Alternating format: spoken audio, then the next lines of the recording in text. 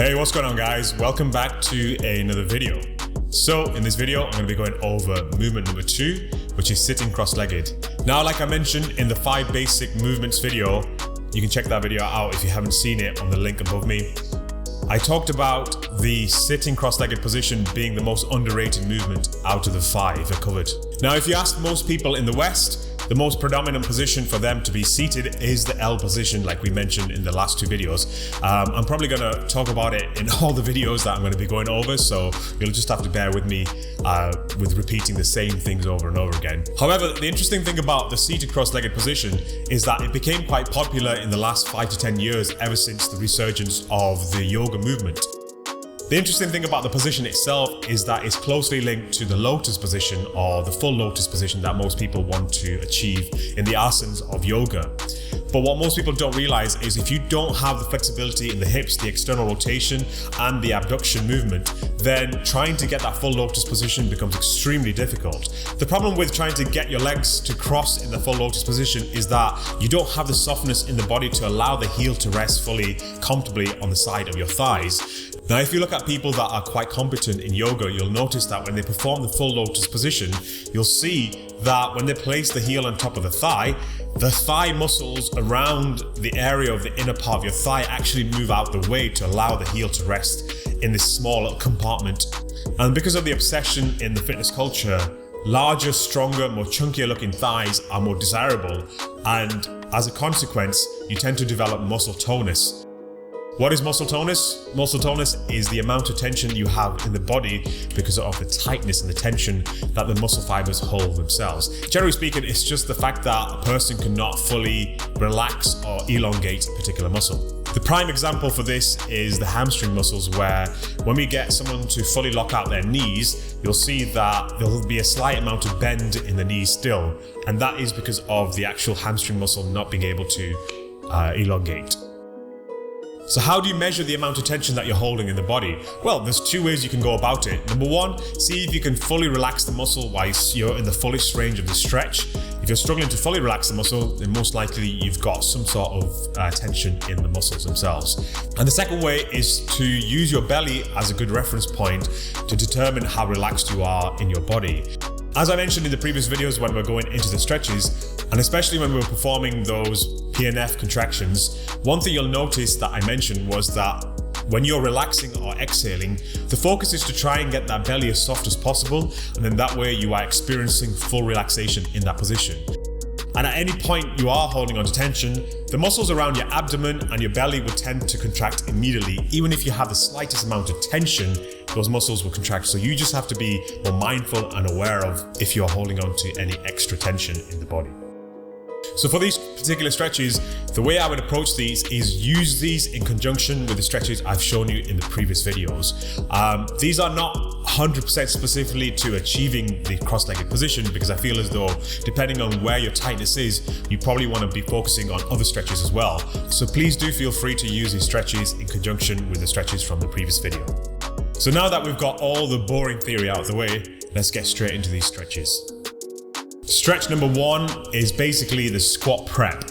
So all we're doing for this stretch is we're just prepping the body and warming ourselves up in the hips and the ankles so that we're ready for performing the seated cross-legged position. So to get into position, all you want to do here is place your bottom on a bolster or a yoga block, something just to elevate the bottom off the ground. So that way you're in a rested squat position. Now, the reason why we're placing that bolster or yoga block there is we don't want to go into the fullest range of our squat if you're someone that feels quite uncomfortable in that deep squat position. So by elevating the bottom, we're basically just reducing the intensity of getting into that deep squat compressed position. In terms of positioning your feet, you can either have them quite narrow, so about hip width apart, or if you prefer, if you've got really good external rotation, you can turn the feet out more and maybe widen the feet a bit more as well. So all we're going to do first of all is perform a couple of internal and external rotations of the hips and the ankles. So we want to pronate the ankles as we're bringing the feet to the inside and bringing those knees together. And then as we're performing external rotation, we're going to use the muscles in our glutes to pull the knees apart and go onto the outside of our feet. We're going to cycle through this maybe up to 10 to 12 times just so that you're nice and gently warming up the hips and the ankles whilst you're performing this movement. Next, we're just going to warm up the muscles around our calves and our ankles just by going into a dorsiflex position. So with this, all we're doing here is pushing our knees beyond the level of our toes. So you're bringing those knees forward, holding it for a couple of seconds and then pulling it back, moving to the opposite side and doing exactly the same thing. Again, we're going to perform anything between 10 to 12 repetitions of doing this movement. So start off by performing this nice and gentle, just going in and out of the movement quite quickly. And then as you warm up the ankles and as you warm up the calves, try and push your knees a little further in position. From here, we're just going to place our elbows on the inside of our knees. You're going to go back into that praying position. So whilst we're in position, we're going to turn those palms to face us. And by doing that, you'll notice that your knees will go a little wider out and you'll be performing more external rotation or abduction in the hips. And just feel free, if you want, to just kind of cycle through that rotation movement in your wrists. So you're pushing those palms together and you're turning palms towards your body and you're turning the palms towards the camera. So we're just playing with that external rotation movement in the hips. Next, we're just going to stop that movement for a second, keep those elbows in between our knees, and we're just going to perform our first contraction whilst in this position. So all we're going to do here is we're going to press our knees together into our elbows, and we're just going to resist that with our elbows. By doing this, you're going to create a contraction in the hip flexor muscles. We're going to hold that for 5 seconds, then relax, take a deep breath in, and then as you're exhaling, just gently press out on those knees, so we're going into more abduction and external rotation in the hips. Feel free to cycle this contraction as many times as you want, and then we're just going to spend a bit of time in that extra range that we just created whilst performing the contraction. And then finally, we're going to tip that upper body forward and see if we can get it closer to the ground. By doing this, you're going to invoke a stretch right in between your hip flexor muscles, plus you should also feel it in the lower back muscles too. So as I'm going into position, I'm going nice and slowly, not trying to rush anything, trying to make sure those feet are grounded whilst I'm in position. And I'm really taking my time whilst I'm going into this movement, so then I'm really feeling that stretch right across the entire body. Pay attention to your belly again and make sure that it's soft whilst you're performing this, so then we're taking away all the tension away from the body. Stretch number 2 is the Tailor Pose. Now with this variation of the Tailor Pose, I'm going to perform it slightly different to the ones I've done in previous videos. So if you're comfortable, use a bolster or a cushion or even a yoga block just to elevate the bottom off the ground. Sit yourself down, and we want those heels to be as close to the crotch as possible. So if you can really pull those heels back, this stretch will become more beneficial to you. From here, we're going to wriggle our hips side to side, so we're creating extra range in that position. Feel free to also go into a flexion and extension movement just to roll the hips forward and back, and that should also help with creating more range as well. And then once you're ready, try and relax your body as fully as possible. Bring your palms onto the outside of your knees, and then we're just going to go into our first contraction. So contraction number 1 is going to press the outside of your knees into your palms. Perform this for 5 seconds. Relax, take a deep breath in, and then as you exhale, use your glute muscles to pull those knees down closer to the ground. Next, we're going to go into our second contraction. You're going to bring those palms and place them on top of your knees. And then you're going to try and keep those arms as straight as possible by shrugging the shoulders and trying to lock out your elbows. If you find it difficult to do that, don't worry too much about it, as long as you're keeping the pressure consistent when you perform the contraction. So for contraction number 2, all we're doing here is we're pressing our palms down on our knees, and we're going to resist that and press our knees into our palms. You're going to hold this for 5 seconds, relax, take a deep breath in, and then as you're exhaling, you're going to pull those knees closer to the ground using your glute muscles again. And then when you get to your final range and you feel as though you can't go any deeper than that, feel free to press down using your palms on your knees. And then again, for that final position, we're just going to try and hold it statically for about a minute and a half. And then that way we're solidifying the final range of that stretch. Again, feel free to cycle through these contractions as many times as you want. In terms of intensity, try and go gentle at the start and then progressively make the contractions a little stronger if you feel like you need to do that. And then finally, we're going to perform a hinging movement at the hip. So you're going to bring those hands in front of you and we're going to tip at the hip and try and get that chest closer to the ground. Again, try and keep your back as straight as possible. So you're lengthening through the spine, you're shooting your bum out, so you're performing an anterior pelvic tilt.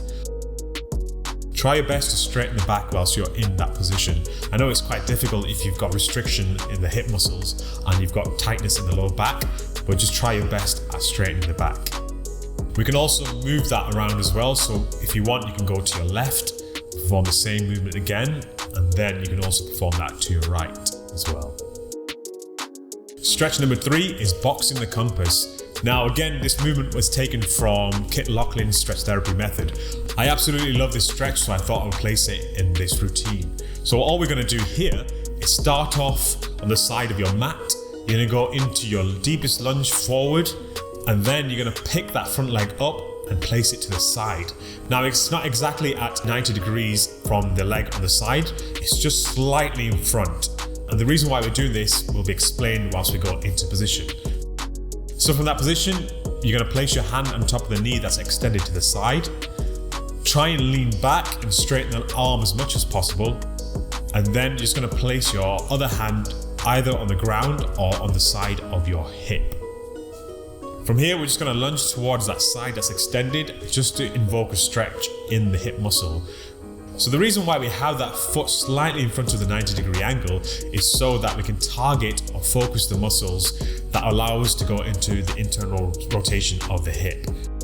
We're going to hold this for a couple of seconds just to see how that feels for our body and how it feels in the hip.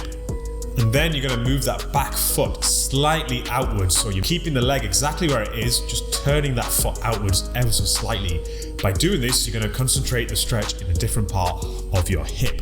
So the muscles that surround the head of the femur, and then as you go outwards, the stretch starts to move around to the outside of the hip and then finally into the hip flexor muscles at the front. What you'll notice is as you start to turn your foot outwards and you start to focus the stretch on different parts of the hip, the intensity tends to increase in different areas depending on where you hold the most amount of tightness. So feel free to move the positioning of your hands. So you'll notice that my hands will move in correlation to the positioning of my hip. And then that way I'm not going so deep into the stretch if I feel as though it's too intense. And then finally, you're going to settle in that deep position of your lunge. From here, we can also focus the stretch on the front leg as well. So by letting the knee fall to the side, you'll get a stronger sensation in the piriformis of the front leg as well. So a couple of tips when you're performing this movement. Try and spend as much time as possible in a particular range where you feel as though it is your tightest line. Any of the internal rotation stretches at the start of the boxing the compass are the tightest for me, and that's where I spend most of my time. And then as I turn the foot out, it tends to ease off ever so slightly. So tip number 2 is once you get into that maximum range of your movement, feel free just to move your hips side to side so you're creating more space in the hip in that final position as well. Stretch number 4 is the active pigeon. So tying in with the previous movement, boxing the compass, all we're doing here is we're going to stay in that lunge position at the end of the boxing the compass movement, and then we're just going to line the feet up. So you're going to line that front foot up with the back foot. With the front foot, you're going to go onto the side of your foot. With the back foot, you're going to stay on your toes. Keep that back leg as straight as possible when you're performing the movement, and we're also trying to focus on keeping that knee in the air at the back as well. Then we're going to bring that front knee up all the way, and then your focus here is to try and drive that knee down as low as possible without losing the line of your front and back foot. You'll notice when you're performing this movement, if you're quite tight, your torso will want to go down with the direction of your knee. We're going to try and keep that torso directly on top of that front foot as much as possible. So the way to do this is cut the range. If you feel as though by pressing that front knee into the ground, your torso is moving towards the direction of that knee, then just place a bolster or place a yoga block underneath that front knee so you can use it as a measurement to bring that front knee down. In terms of positioning of your hands, I like to place one of my hands in front of me and the other one to the side. So if your front leg is your left leg, your right hand will be to the side of the foot and the left hand will be in front of you, and vice versa when you're performing it on the right leg. So with the active pigeon, you're going to perform anything between 10 to 15 repetitions. And then on the final repetition that you perform, you're gonna hold that bottom position for anything between 10 to 15 seconds, just so that we're spending a bit more time in that maximum range as well. And what you'll also notice when it comes to movements in the hips, one side tends to be a lot tighter than the other side. So I would always recommend performing it on the tighter side first, and then switching over to your good side. So the final thing we're going to do is we're going to test out the seated cross-legged position. The variation I'm going to show you is the Burmese position. So anyone that's done yoga pretty much knows this position, and it's a great foundation to start from before you actually go into the cross-legged position itself. So the way to get into position here is, again, we're going to bring our bolster or something to elevate our bottom back onto our yoga mat. You're going to sit on that, and then you're going to bring your feet in front of you. You're going to place one foot on the ground as close to your crotch as possible, and then the other foot, you can either place it on top of that foot or you can place it slightly in front. So it's either you have one foot on top of the other foot or you have one foot in front of the other foot. And then from here, all we're going to do is we're going to try and just relax into position first of all and see how that feels for us. What you'll notice is my hips are a lot higher than my knees. So when we're going into the seated cross-legged position, that is one of the priorities, to try and get our hips higher than our knees. And then once you're comfortable, we're just going to walk our hands forward, and we're going to try and lengthen through the spine and tip our chest closer to the ground. So we're performing that half hinging movement of the hip. It's almost like performing a pancake. So when I'm going into position, I'm trying to focus as much as possible in the positioning of my hips as well. So it's an anterior pelvic tilt. So you're shooting your bum out or untucking the tail, lengthening through the spine, and then just tipping that chest forward closer to the ground. Spend a couple of seconds in this position. And then what we're going to do from here is move the direction of the stretch. So I'm going to go all the way to my right. So I'm directly on top of my right knee. Hold that for a couple of seconds, and then do the same thing again on the opposite side. By doing this, you should feel a lengthening stretch right across the lower back muscles and going up into the thoracic spine as well. In terms of duration, again, I would say a minute and a half is perfect for each of these positions. Feel free to go longer if you feel as though you need to go a little longer. And finally, I'm just going to go back into the Burmese position, and I'm just going to sit there and see how that feels for my body. Focus on breathing, so deep breaths in, deep breaths out, and focus on drawing the belly out when you inhale and pulling the belly in as you exhale. So like I mentioned in the previous video, whatever stretch we're focusing on in each of the videos, you want to test out that movement first of all. So in this one, test out your seated cross-legged position on the ground, and then do these stretches and retest the seated cross-legged position at the end, just to see if you've got any more extra range. Again, it's going to take a while before you see any sort of significant gains in the position, but by staying consistent with the stretches and performing the seated cross-legged position on a regular basis throughout the day, this should help with creating more relaxation in that position. So the final thing I will say in this video is that you need to be utilizing these positions. So if you want to get really good at the seated cross-legged position, you have to somehow implement a certain amount of time during the daytime sat in that position. And the same goes for the other 4 movements I mentioned in the previous videos. And that's funnily enough one of the reasons why we become so good at that seated L position, because we spend a large portion of our time sat in that position as well. And that's pretty much it for this video. Thank you so much for watching. Again, if you've got any questions, feel free to drop them down below in the comment section, or if you want to let me know how your progression is going, drop that down in the comment section too. Support this channel by liking this video, subscribing, and hitting that bell icon so you are notified when the next video is coming out. Thank you so much. I shall see you in the next one.